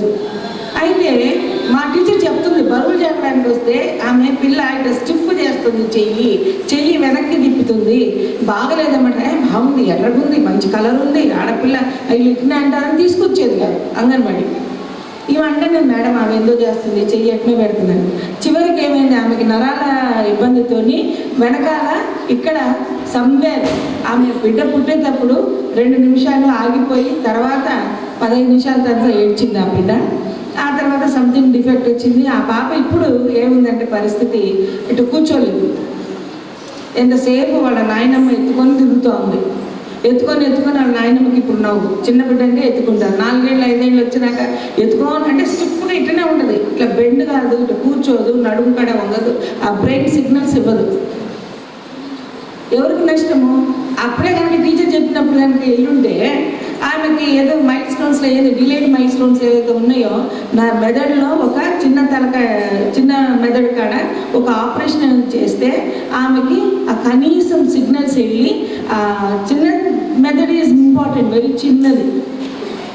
ఆ మెదడు కనుక ఆపరేషన్ చేసి ఉంటే ఈ సిగ్నల్స్ ఇచ్చి నడుము వెనపూస కూర్చోవడం, బెండ్ అవ్వడం జరిగేది ఏం లేదు. కాబట్టి స్టిఫ్ ఇట్లనే ఉంటుంది. ఇప్పుడు ఆ అమ్మాయికి రెయిన్బోలో ఏమంటున్నారు, 20 లక్షల రూపాయలు ఖర్చు అవుతుంది, ఒక ఆపరేషన్ చేయాలి. చేసినా కానీ వస్తుందో రాదో గ్యారంటీ లేదు. కానీ సంవాట తన బిడ్డ వరకు తను మీరు నిల్చొని నిలుపుకొని ఉంటుంది కదా, అట్లా కాకుండా కొంచెం కూర్చోవచ్చు అని అంటున్నారు. సైకిల్లో కూడా కూర్చోదు, సైకిల్ ఇచ్చాము, సైకిల్లో కూడా కూర్చోదు, జారిపోతూనే ఉంటారు. ఎప్పుడు మంచం మీద పడుకొని ఉండాల్సిందే. సో ఇది ఎవరిది తప్పు? తల్లిదండ్రులు ఏ క్షణంలో చేయాల్సింది, ఏ క్షణంలో గుర్తించాల్సింది ఆ క్షణంలో, ఆ రోజుల్లో, అన్ని రోజుల్లోనే గమనించి ఉంటే, ఆమెకి సరైన ట్రీట్మెంట్ ఇచ్చి ఉంటే ఆ బిడ్డ ఇవ్వాలి. ఇట్లా ఏదా చెప్పండి? కాదు. ఆమెకు అవగాహన లోపం లేదు, పెద్దవాళ్ళకి లేదు. ఈమె చెప్పినా కానీ పట్టించుకోలేదు. అదేంటి అవుటర్ మనకి కనిపించే రంగు వీటిలో చూసుకొనేసి ఆమె ఇది గమనించలేదు. మీరు అనుకుంటుండొచ్చు అంగన్వాడీ టీచర్లు 20 ఏళ్ళుగా 10 ఏళ్ళుగా చేస్తూ ఇన్ని రకాల ట్రైనింగ్స్ ఇస్తూ వాళ్ళలో కొన్ని సూక్ష్మాలు ఉన్నాయి టీచర్స్కి మేము ఇచ్చిన ట్రైనింగ్స్లో. అది తెలుసుకొని మీరు కనుక అప్డేట్ చేసుకోగలిగితే చాలా వరకు మన బిడ్డల్ని బాగా చేయగలుగుతాము. ఎనివే నేనేమనుకుంటున్నానంటే బిడ్డలు ఈ రకంగా పుట్టడానికి 2-3 కారణాలు ఉన్నాయి. పౌష్టికాహారం సరిగా తినకపోవడం గర్భంతో ఉన్నప్పుడు, ఏదన్నా ఇంట్లో వాళ్ళు సరే వన్స్ ప్రెగ్నెన్సీ వచ్చినాక ఆ ప్రెగ్నెన్సీ పీరియడ్లో ఇంటిల్లి పాది ఆమెకు సపోర్ట్ చేయాలి. ఆమెకు మానసికంగా మంచి ధైర్యాన్ని ఇవ్వాలి. నువ్వు ఒక సృష్టిని, ఒక ఇంటికి, ఒక కుటుంబానికి ఒక డెవలప్మెంట్ ఇస్తున్నావు కాబట్టి ఆ బిడ్డ మంచి పౌష్టికాహారం తినేటట్టు, ఆమెకు మానసికంగా ఎటువంటి గొడవలు అట్లాంటి ఏమి లేకుండా చేయడం, ఆమెను మానసికంగా ప్రశాంతంగా ఉంచడం. రెండవది మేనరిక వివాహాలు చేయకుండా, చిన్న వయసులో పెళ్ళిళ్ళు చేయకుండా, ఇవన్నీ ఒకటే అని కాదు, ఇది ఎంత అది ఎంత పర్సంటేజ్ మనం చెప్పలేము, కానీ ఇవన్నీ కూడా సపోర్ట్ చేస్తాయి ఈ రకంగా పిల్లవాడు మనకి ఇబ్బంది కలగడానికి. సో బిలో 18 పెళ్లి చేయొద్దు. బిడ్డ కడుపుతో ఉన్నప్పుడు తల్లికి ఇంటిల్లి పాది సపోర్ట్ చేయాలి. ఆమెకి మానసికంగా ఇప్పుడు నవడేస్ ఇంకా లేటెస్ట్ ప్రెగ్నెంట్ సిరీస్ అని వస్తున్నాయి. కడుపుతో ఉంటే ఏ దేవుడని కాదు, మ్యూజిక్, సైలెంట్ మ్యూజిక్ రావడము, ఆమె మనసంతా మెదడంతా ప్రశాంతంగా సైలెంట్ వరదలాగా నీళ్ళు వస్తున్నట్టు, మొక్కలు పెరుగుతున్నట్టు, మంచి మొక్కలు ఉన్నట్టు, అటువంటి కలర్ఫుల్ అయి ఉండేటువంటి వీడియోస్ వచ్చినాయి ఇప్పుడు. అటువంటి సిడీస్ వీడియోస్ చూస్తూ ఆమె మనసుని ఆల్వేస్, మనకి ఇస్లాంలో చెప్తారు మన జనతుల్ ఫిదా, మన స్వర్గం ఎట్లా ఉంటుంది అటువంటి స్వర్గాన్ని గుర్తు చేసుకుంటూ ఆ ఫొటోస్ ఉంటాయి. మనకి కొన్ని దువాలు ఉంటాయి సంస్కృతంలో, కొన్ని మీకు గాయత్రి మంత్రాలు అయిన ఉన్నాయి. వితౌట్ శ్లోకము, వితౌట్ వర్డింగ్స్, ఓన్లీ వాయిస్ తోటి కూడా సిడీస్ ఉన్నాయి. అలాంటివి వినుకుంటూ ఉంటే అప్పుడు ఆరోగ్యవంతమైన బిడ్డ పుడతాడు. ఇప్పుడు ఏంటంటే మీరు పొలంలో ఒక పంట చేయాలంటే ఎన్ని రంగులు చేసుకొని ఎంత చేసి నువ్వు పొలంలో నాట్లు వేస్తారు. అలాగే ఒక తల్లి ప్రెగ్నెన్సీ కావాలంటే 23 ఏళ్ళ దాకా ఆగడం, ఆమెకు మంచి ఆరోగ్యంగా అయినాక, కన్ఫర్మ్ అయినాక ఆమెకు అన్ని విధాల పౌష్టికాహారం ఇవ్వడము, సైమల్టేనియస్లీ పరిస్థితులు, ఎన్విరాన్మెంట్ కూడా ఆమెకి మంచి పాజిటివ్ గ్రీన్ పాజిటివ్ ఎనర్జీస్ ఇవ్వడం, పచ్చగడ్డి, ఇటువంటి గ్రీనరీ మన సిటీకి వెళ్తే ఎక్కడ దొరకదు. ఇటువంటి గ్రీనరీ చుట్టుపక్కల ఉండేటట్టు ఏర్పాటు చేయడం, అందంగా ఇంట్లో కూడా పసిబిడ్డ అందంగా నవ్వుతున్నటువంటి బిడ్డ ఫోటో పెట్టడం, ఆ ఇంటిని పాది ఆమెకు సపోర్ట్ చేస్తే తప్పకుండా మీకు మంచి శ్రీకృష్ణుడు లాంటి హెల్తీ బిడ్డలు పుడతారు. ఇది 100% ష్యూర్. కాబట్టి అయిన తర్వాత మనము చేసుకునే ఇబ్బందుల కంటే కూడా ముందే జాగ్రత్తలు తీసుకోవడం ఒక ఎత్తు. ఒకవేళ కలిగినాక కూడా మనము ఎప్పటికప్పుడు ఎంత త్వరగా వీలైతే అంత త్వరగా డాక్టర్స్ దగ్గరికి వెళ్ళి మనం ట్రీట్మెంట్ చేసుకొని ఆ మందులు వాడుకుంటూ పిల్లవాడికి వెంటనే ఉండండి. మీరు ఎటువంటి బిడ్డలను ఎటువంటి వాళ్ళకి మేము చూస్తున్నాం ఇక్కడ. సపోజ్ 100 మంది పిల్లలు ఉంటే మనం 25-30 మంది తల్లులు ఉంటారు. వాటర్ కూడా 75 మెంబర్స్.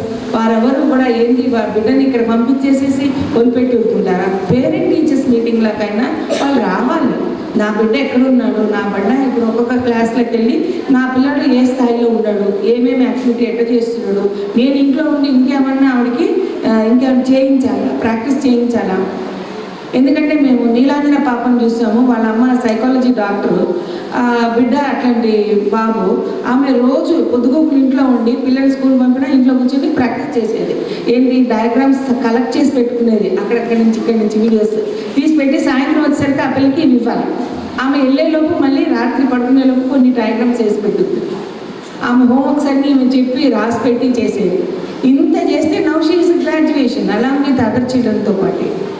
రేపు మేము ఈవెన్ డిఫరెంట్ గ్రూప్ ఎగ్జామ్స్లో కూడా వీళ్ళకి సపరేట్ పర్సంటేజ్ ఉంటుంది.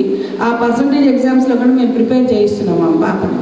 సో మీరు అనుకుంటుండొచ్చు ఏముందిలే 10 ఏళ్ళ దాకా ఉండి వాడు 1, 2 వాడి పని వాడు చేసుకుంటే చాలు, వాడు ఒక మూల ఉంటారని అనుకోవద్దు. వాళ్ళలో కూడా టాలెంట్స్ తీస్తే వాళ్ళలో కూడా నీకంటే నీ కుటుంబాన్ని కాపాడుకుంటూ నీ కుటుంబానికి ఆదరుగా ఉండే స్థాయికి కూడా నిలవగలడు పిల్లలు.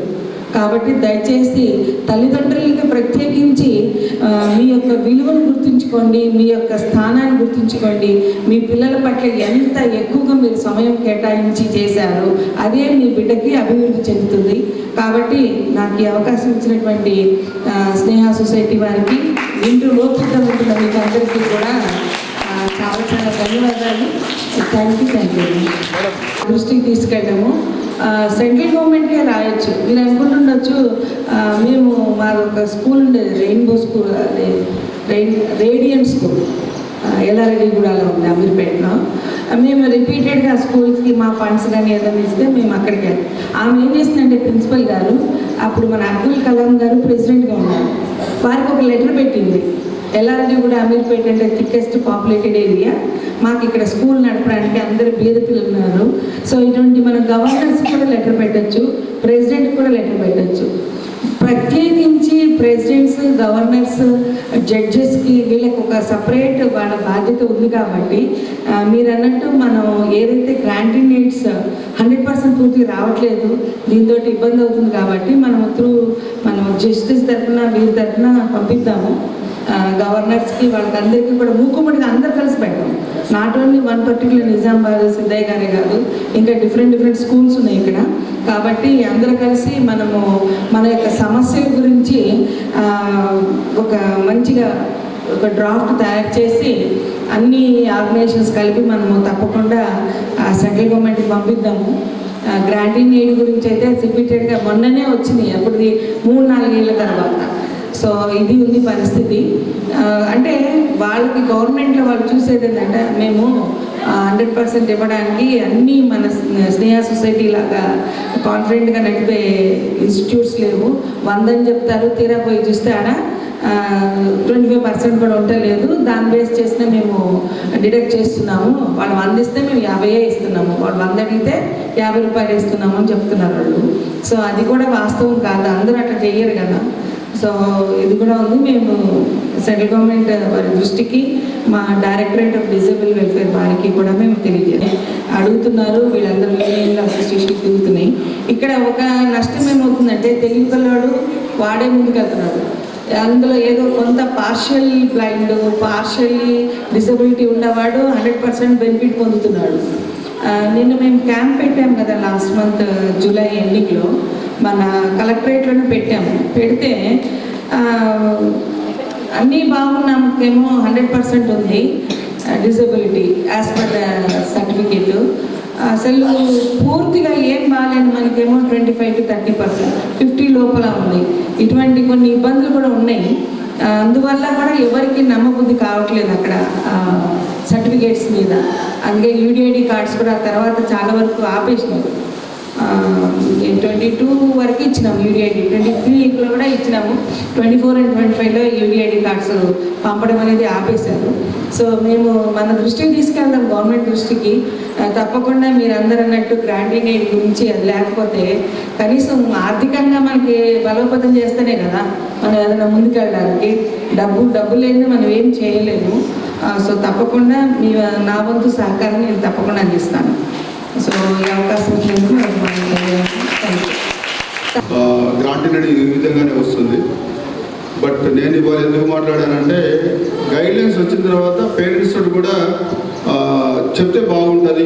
ఇప్పుడు నిన్న సాయంత్రం ఢిల్లీతో మాట్లాడాను నేను. సో సిఆర్ఆర్ కంపల్సరీ, యూడిఐడీలు కంపల్సరీ అనేది. యూడిఐడీలు కంపల్సరీ అనేది చాలామంది పేరెంట్స్కి తెలియదు. వాళ్ళ పిల్లలకి యూడిఐడి ఉందా లేదా అనేది చాలామంది తెలియదు. బట్ ఇక్కడ ఏమవుతుందంటే ఆయన చెప్తున్నాడు, మీ దగ్గర 128 చిల్డ్రన్కి యూడిఐడి ఉంది, 128లో అందులో 18 మంది పిల్లలు అదర్ డిజబిలిటీస్ ఉన్నారు. సో మీరు ఉన్నది 110కి గ్రాంట్ రిలీజ్ చేస్తారు. యాక్చువల్గా ఒక పిల్లవాడిని, డిజబిలిటీ పిల్లవాడిని స్కూల్లో ఎడ్యుకేషన్ కోసం, ఎంప్లాయ్మెంట్ కోసం యూడిఐడి ఓకే, ఎడ్యుకేషన్ కోసం ఎందుకు? సో ఇది ప్రధానంగా మేమందరం కూడా లేవనెత్తుతున్న ఇష్యూ. సో 21 జూన్ రోజు మేమందరం కేంద్ర మంత్రిని కూడా కలిసి ఈ రిప్రజెంటేషన్ కూడా ఇవ్వడం జరిగింది. సార్ ఇవన్నీ కూడా మీరు ఇచ్చే 14,500 రూపాయలు సార్ మాకు జీతము, 14,500 రూపాయల్లో మీరు 10% కట్ చేసి ఇస్తారు. అంటే మాకు ఇచ్చేది మీరు దాదాపుగా 13,000 ఇస్తారు. 13,000 రూపాయల కోసము సో ఒక స్పెషల్ పీఈడి, నార్మల్ లక్షల్లో జీతాలు తీసుకుంటున్నారు, వాళ్ళకి లేని రెన్యువల్ వీళ్ళకి ఎందుకు అని అడుగుతున్నాం. సో నార్మల్ బీఈడి కూడా బీఈడిఏ, వాళ్ళు కూడా గవర్నమెంట్ టీచర్లు అవుతారు. స్పెషల్ బీఈడి చేసిన వాళ్ళు కూడా స్పెషల్ ఎడ్యుకేషన్ చెప్తారు. మరి వీళ్ళకి 5 సంవత్సరాలకు ఒకసారి ఎందుకు రెన్యువల్ చేసుకోవాలి? వాళ్ళు లైఫ్ లాంగ్ ఒకసారి బీఈడి పాస్ అయితే వాళ్ళు ఎందుకు రెన్యువల్ చేసుకోకూడదు? వాళ్ళకు లక్షల్లో జీతాలు ఉంటాయి, వీళ్ళకి 13,000 మ్యాక్సిమం వీళ్ళు ఇచ్చేది గవర్నమెంట్. సో ఇవి ఎందుకు వై డిస్పారిటీస్ అనేది మేము ప్రధానంగా లేవనెత్తుతున్న సమస్య. లేవనెత్తినాం ఆల్రెడీ, కేంద్ర మంత్రికి ఇచ్చినాము, కేంద్ర ప్రిన్సిపల్ సెక్రటరీ గవర్నమెంట్ ఆఫ్ ఇండియాకి ఇచ్చినాము, జాయింట్ సెక్రటరీ గవర్నమెంట్ ఆఫ్ ఇండియాకి ఇచ్చినాము. సో అందరికి ఇచ్చాము. ఇచ్చి సో ఒకటే అడుగుతున్నాం ఏంటంటే, వీళ్ళకి మీరు ఆర్సీఐ పుట్టిన తర్వాత ఇది కేవలం ఈ రెన్యువల్స్ ఎందుకో తెలుసా? కేవలం ఆర్సీఐకి డబ్బులు రావడం కోసమే పెట్టింది. ఎవ్రీ రెన్యువల్ అప్పుడు వీళ్ళు కొంత డబ్బులు కడతారు. అది కూడా 100 మార్కులు ఉంటేనే రెన్యువల్ అవుతుంది. ఈ 100 మార్కులు రావాలంటే ఎవరు పెట్టాలా ట్రైనింగ్? వీళ్ళకి రిప్రజెంటేటివ్ సిఆర్ఈ ట్రైనింగ్స్ ఎవరు పెట్టాలా? ఆర్సీఐ పెట్టాలి. ఆర్సీఐ ఇంతకాలం పట్టించుకోలేదు. సో ఇన్ని సమస్యలు ఉన్నాయి. సో సమస్యలు సూటిగండంలో స్వచ్ఛంద సేవా సంస్థలు ఇదే కాదు, దేశవ్యాప్తంగా నడుస్తుంది. కాకపోతే ఏంటంటే వేరే రాష్ట్రాల నుంచి రిప్రజెంటేషన్ రాదు. తెలంగాణ, ఆంధ్ర నుంచి ప్రధానమైన 2009 నుంచి చెప్తున్నాను. 2014లో అప్పుడు మినిస్టర్ని కలిసినాను. 2014 జూన్ 11 రోజు అప్పుడున్న తావర్చంద్ గెహ్లాట్ గారు, ఇప్పుడు కర్ణాటక గవర్నర్ ఆయన, మినిస్టర్ గారిని కలిసి, సార్ 18 సంవత్సరాల తర్వాత పిల్లల్ని స్కూల్ తెచ్చుకోమంటే రెడ్డి పోవాలంటే అట్లనా? నాకు తెలియదు. అట్లా పంపిస్తారు, ఏం చేస్తారు పిల్లలు? మెంటల్ హ్యాండిక్యాప్డ్ పిల్లలు బయటకు పోయి ఏం చేస్తారు అన్నాడు. సో చాలా స్పందించాడని చెప్పేసి ఆయన మళ్ళీ ఒకటి కూడా అడిగిండు. అప్పుడు ఆ రోజు చెప్పారు, అయ్యా మీరు నాకు ఇచ్చిన ఈ రిప్రజెంటేషన్ వెంకయ్యనాయుడు గారికి చెప్పకండి, ఎందుకంటే ఆయన ఒక పెద్ద మీ ఆంధ్ర ఆయనకి చెప్పకండి, నేను ఈ ప్రాబ్లం నేను సాల్వ్ చేస్తాను అన్నాడు. కరెక్ట్గా 2-3 years తర్వాత ఏమి స్పందన లేదు. మళ్ళీ మేము అడిగినాం అదే తావర్చంద్ గెహ్లాట్ని, సార్ 3 years కాక మీకు రిప్రజెంటేషన్ ఇచ్చినామంటే అప్పుడు ఒక మాట అన్నాడు, ఏంటంటే 18 సంవత్సరాల దాకా గవర్నమెంట్ బాధ్యత, 18 సంవత్సరాల తర్వాత పేరెంట్ బాధ్యత. అదే minister, same minister after 3 years. So ఆయన్ని ఎడ్యుకేట్ చేసే వాళ్ళు ఆ విధంగా ఎడ్యుకేట్ చేశాను. సో ఇది జరిగింది. అయినా కానీ ఒక 5 years రిలాక్సేషన్ ఇచ్చిండ్రు. సో మనం ఇక గ్రాంటెడ్ విషయాలు మేడం ముందు ఎప్పుడు డిస్కస్ చేయలేదు, మేము కూడా ఎప్పుడు చేయలేదు. కాకపోతే వాళ్ళ పేరెంట్స్ మీటింగ్ కాబట్టి ఇది రికార్డ్ చేసుకొని రికార్డ్స్ మినిట్స్ పంపిస్తామని మినిస్టర్కి. యాక్చువల్గా మేము మాట్లాడింది ఏదైతే ఉన్నదో రికార్డ్ చేసుకొని రికార్డ్స్ మినిస్టర్ పెట్టాలి. ఇంకోటి ఏంటంటే కంపల్సరీగా మేడం గారు చెప్పింది ఒకటే, చెప్పింది సేమ్ విషయమే. డాక్టర్ రవితేజ గారు చెప్పింది ఏంటంటే పేరెంట్స్ బాధ్యత పెరగాలి, పేరెంట్స్ ఇన్వాల్వ్మెంట్ పెరగాలి, పేరెంట్స్ డిమాండ్స్ పెరగాలి.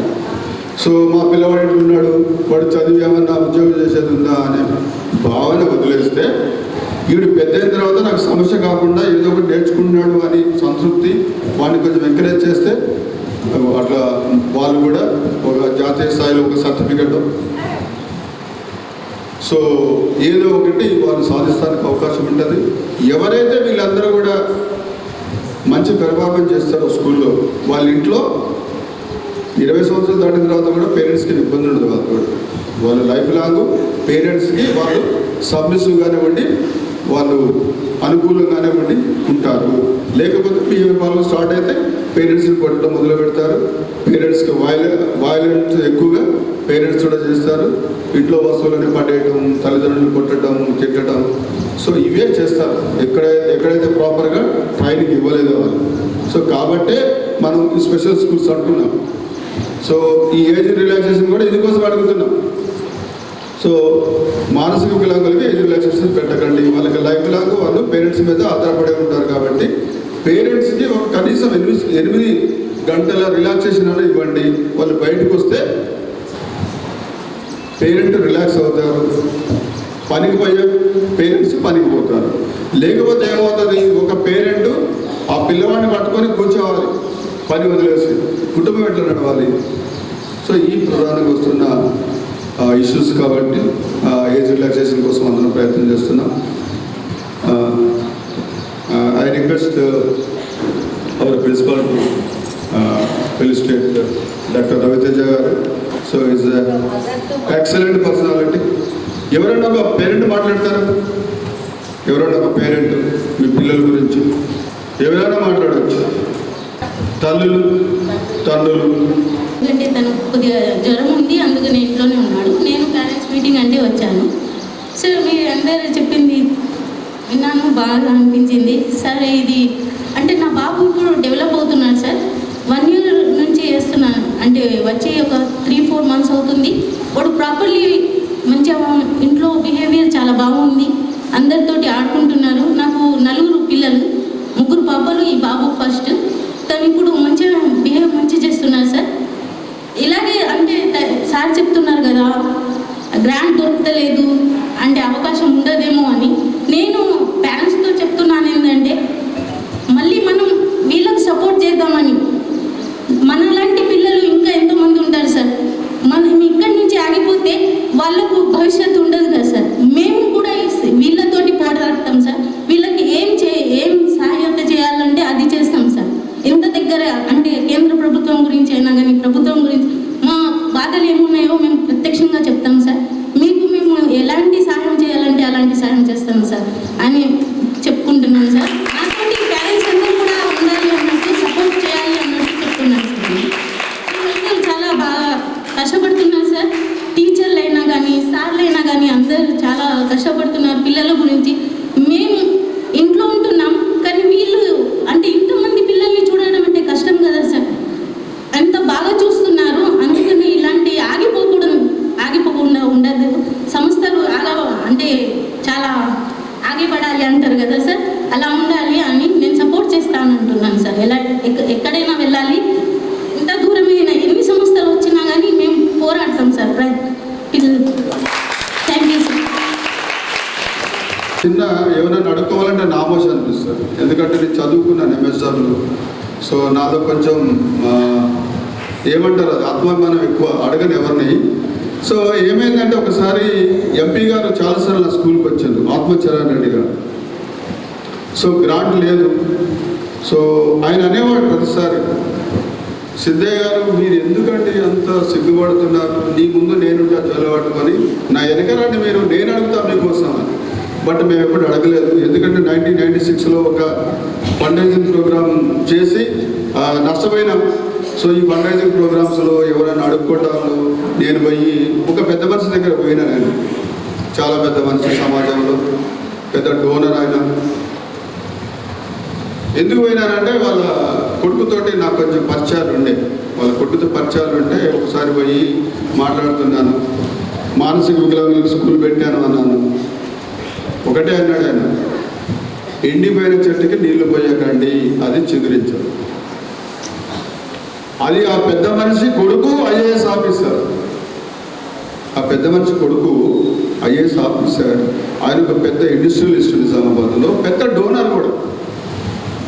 ఆ పెద్ద మనిషి మామూలుగా నేను కూడా ఎక్స్ప్లెయిన్ చేసినాను, ఇట్లా మెంటల్ యాక్టివ్ స్కూల్ నడిపినామంటే ఒకటే చెప్పిండు ఆయన, ఎండిపోయిన చెట్టుకి నీళ్ళు పోయకండి, అది చిగురించదు. ఎందుకు మీరు ఈ మానసిక వికలాంగులకి స్కూలు ఇవన్నీ. సో అలాంటి డిమోటివేషన్ నుంచి ఈ అమ్మలాంటి మోటివేటర్స్ కూడా చాలామంది ఉన్నారు. సో 10 మంది డిమోటివేట్ చేసినా ఇలాంటి ఒక్కళ్ళు మోటివేట్ చేసిన సార్లు ముందుకు పోతాను. ఓకే, సో నేనేమన్నా ప్రభుత్వ పరిస్థితి చెప్తున్నాను, తప్పకుండా ఇది ఎన్ని వచ్చినా రాకపోయినా స్కూల్స్ అనేది నడుస్తాయి, ముందుకు తీసుకుపోతాం తప్పకుండా. ఇలాంటి పెద్దలు ఉన్నారు. సో డిడబ్ల్యూ మేడం లాంటి వాళ్ళు, వీరేశం సార్ లాంటి వాళ్ళు, బాబా గౌడ సార్ లాంటి వాళ్ళు, ఇక మనకి రిసోర్స్ పర్సన్స్ లాగా మనకి రవితేజ సార్, వీళ్ళందరూ కూడా మంచి సపోర్టర్స్ మనకు ఉన్నారు. సో సమాజంలో మనం ముందుకు పోతే సపోర్ట్ చేసే వాళ్ళు ఉన్నారు. కాకపోతే మనం అడగడానికే చాలా సిగ్గుపడతాం. సో కాబట్టి తప్పకుండా అమ్మా నేనేమంటున్నానంటే మిమ్మల్ని అంటున్నా, ఏమంటే ఒక పేరెంట్ అసోసియేషన్ పెట్టండి. నేను ఆ పేరెంట్ అసోసియేషన్ని ముందుకు తీసుకుపోతాను, కొంతకాలం రిజిస్ట్రేషన్ చేద్దాం. సో మీరు ఒక కమిటీ లాగా ఏర్పడండి. సార్ చెప్పారు ఇందాక, ఒకళ్ళతోటి ఒకరు షేర్ చేసుకోవచ్చు సమస్యలు ఏదైనా ఉంటే, ఒకళ్ళ ఇబ్బందుల్ని ఒకరు షేర్ చేసుకోవచ్చు పేరెంట్ అసోసియేషన్లో. సో ఈ విధంగా ముందుకు పోదాము. పేరెంట్స్ని నేను ఎంపవర్ చేయాలని అనుకుంటున్నా. మీరందరూ కలిసి కేంద్ర ప్రభుత్వం మీద ఒక్క రిప్రజెంటేషన్ చేస్తే ఎంతమంది, కొన్ని వేల మంది మానసిక వికలాంగులు, నిజామాబాద్ జిల్లాలోనే దాదాపు 3,000 మంది మానసిక వికలాంగుల్ని మనం రిజిస్ట్రేషన్ చేసుకున్నాం. నా దగ్గర ఇప్పటి వరకు 1,600 మంది చదువుకొని బయటకు వెళ్ళిపోయినారు. బయటకు వెళ్ళిపోయిన వాళ్ళు కానీ ఇప్పుడు ఉన్నోళ్ళు కానీ మొత్తం 1,600 మంది పిల్లలకి మనం ఇక్కడ ఎడ్యుకేషన్ ఇచ్చినాం. సో ఇది ఒక పెద్ద వ్యవస్థనే. మరి ఆ వ్యవస్థని మీలాంటి మోటివేటర్స్ ఉంటే తప్పకుండా ముందుకు తీసుకుపోతాం. Thank you very much.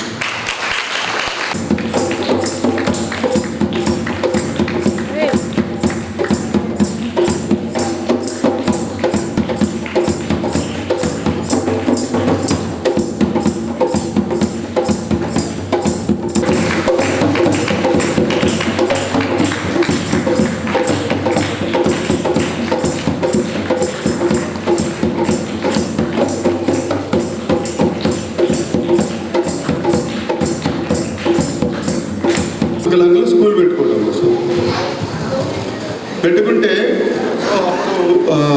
మనకి గిరిధర్ గారు అని ఒక జాయింట్ కలెక్టర్ ఉండేవాళ్ళు, చాలా స్ట్రిక్ట్ ఆఫీసర్, ఐఏఎస్ ఆఫీసర్. ఆయన అడిగాడు, ఏమైనా సిద్ధయ్య నీ టైం అంతా ఇట్లా వేస్ట్ చేస్తున్నావు, ఎందుకంటే ఓల్డ్ ఏజ్ హోమ్ విజిట్ చేసి ఒక మంచి అభిప్రాయం అంటే ఆయనకి, ఇదంతా ఎందుకు వేస్ట్ చేస్తున్నావు, ఆడాడ తిరిగి ఇదంతా కూడా చేయకు, నీకు ఏదైనా కావాలంటే ప్రపోజల్ ఇవ్వు, నీకు గవర్నమెంట్కి పంపిస్తా అన్నాడు.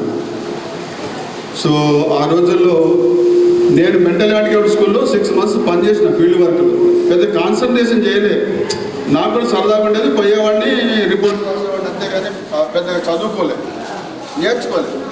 అయితే ఆ సార్ ఒక ప్రపోజల్ అడిగితే నేను ఒక సైకియాట్రిస్ట్ దగ్గర పోయాను. సార్ మెంటల్ రిటార్డేషన్ డెఫినేషన్ ఏమనంటే కొంచెం చెప్తారా సార్ అని. ఏమన్నా పిచ్చిపోయి వాళ్ళు ఆ స్థాయి నుంచి జిల్లాలో రవితేజ గారు కానీ, వికాస్ గారు కానీ, విశాల్, మంచి డాక్టర్స్ ఉన్నారు మన దగ్గర. ఇప్పుడన్నా కానీ మనం డాక్టర్ సలహాలు తీసుకొని మన పిల్లల అభివృద్ధి కోసం ప్రయత్నం చేద్దాం. సో తప్పకుండా మనందరం కూడా ఒక ఫార్చునేట్ థింగ్స్ ఏంటంటే పాజిటివ్ అట్యూడ్ ఉన్న డాక్టర్ రవితేజ గారు. సో ఎప్పుడు రాత్రి ఫోన్ చేసినాను సార్కి నేను, జస్ట్ అది కూడా మేడం చెప్పినాడు యాక్చువల్గా, థ్యాంక్స్ మేడం, గుర్తు చేసినాను. యాక్చువల్గా పోయినసారి 5 డాక్టర్లు పిలిచినాము, చాలా లెంతీ టైం తీసుకున్నాము. అప్పుడు డాక్టర్ సురేష్ కుమార్ని పిలిచినాము, విష్ణువర్ధన్ గారిని పిలిచినాము, సాధన మేడంని పిలిచినాము, వికాస్ గారిని పిలిచినాము, ఇంకా మెజిషియన్ రంగనాథ్ గారిని, 5గురు పిలిచినాం పోయినసారి. సో ఈసారి అంత గొప్పగా చేస్తానికి ఏంటంటే మేము కూడా బాగా అలసి ఉన్నాం బాగా. 15th August తర్వాత ఇమీడియట్గా మళ్ళీ మాకు టీఐ ఎవల్యూషన్స్ ఇవన్నీ కూడా బాగా అలసిపోయి ఉన్నాము, ఓపిక కూడా లేదు. సో అనుకొని లాస్ట్ రాత్రి మేడంకి ఫోన్ చేస్తే రవితేజ గారికి చెప్పారా, ఇక చెప్తాను మేడం తప్పకుండా, ఆయన మైండ్లో ఉన్నారు బట్ చెప్పలేదు. సార్కి ఫోన్ చేసినాను, సార్ వేరే షెడ్యూల్ ఉంది సార్, అయినా కానీ మీ స్కూల్ కదా వస్తాను.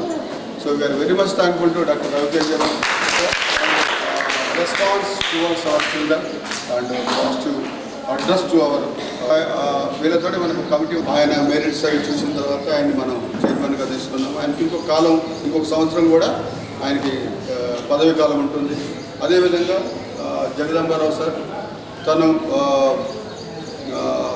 మిషన్ భగీరథలో డిఏఓగా పనిచేస్తారు సార్. సో వారిని మనం మన దగ్గరే ఉంటాడు కాబట్టి, మనడా క్వాలిటీలో ఉంటారు కాబట్టి వారిని మనం వైస్ చైర్మన్గా తీసుకున్నాం. సో ఆయన మనకి మంచి డోనర్ కూడా, చాలాసార్లు మనకి సహాయం చేసినారు. ఆయన ద్వారా వేరే వాళ్ళు కూడా చాలామంది డోనర్స్ మన దగ్గరికి వస్తూ ఉంటారు. I thankful to Jagadambarao sir. So అదేవిధంగా మరి సావిత్రి కానీ షేక్ అహ్మద్ కానీ వాళ్ళిద్దరు కూడా, ఇద్దరు పిల్లల పేరెంట్స్ వాళ్ళు. సో ఇది మనకి పాత కమిటీ ఉండే. సో ఆ కమిటీకి సంబంధించి ముందుగా ఒక్కొక్కరితో జనరల్గా మాట్లాడు, కమిటీ గురించి మాట్లాడు, జనరల్గా మాట్లాడు. గౌరవనీయులైన